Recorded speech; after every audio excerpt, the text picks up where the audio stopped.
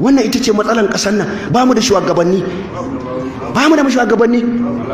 shine kawai ana gini suna rushewa.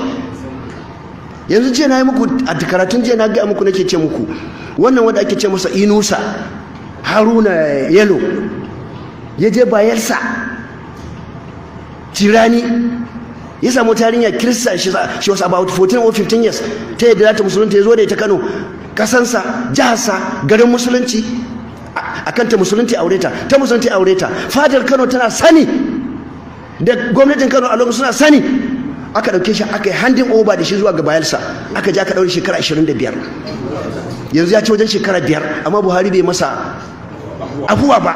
Amma ga barayi da suka ci biliyoyi suka kashe mutane, su dariye suka saci kudin suka kashe mutane, suka tada fitina, an sake su free.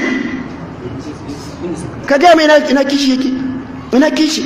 Shi sarkin Kano na wancan lokacin da aka yi me ake ce ba za detronin ɗinsa, aka cire masa rawaninsa, ko da ke ya ci gaba da yana sakawa banza, aka yi detronin ɗinsa, aka yaye masa rawani. A lokacin baya da labari 'ya'yan Kanawa musulmi, how many hundreds of child aka ɗauka aka kai Enugu, Yenagoa, Imo, aka canja musu addininsu, aka canja musu yarensu, su dawo kuma su yaƙe mu. Har yanzu ba a dawo da su ba, yana ina? Amma ya goyi ba aka ɗauki wannan aka kai. Yau kuma shi ne khalifa na Tijjaniya. Look at, imagine, shi ne khalifa na Tijjaniya. Bayan ya yi wannan taɓargazan, ya bai wannan rashin tunanin, ba kishin al'umma, ba kishin addini, ka ɗauki ɗan uwanka ka ba da shi. Bayan manzo Allah ce al-muslimu akhul muslimi la yazlimuhu wa la yaqiruhu wa la yakhzuluhu. Me yakhzuluhu? Ya ɗauka ya bayar, ba ya ɗauka ba makiyin musulunci. Afghanistan ka je ka tambayi tarihi, me yasa Amerika ta yake su? Ba kan Usama bane cewa su bada shi, suka ce har abada in za su kare ba za su bada Usama ba, suka ki bada shi. Ba abin da yasa Amerika ta invading din Afghanistan ba, akan wannan matsalar ne.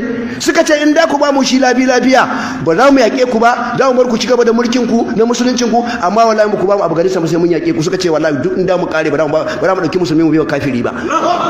Abun da ya jawo kenan fa aka rusa gwamnatin Taliban, in baka sani kan mutum daya.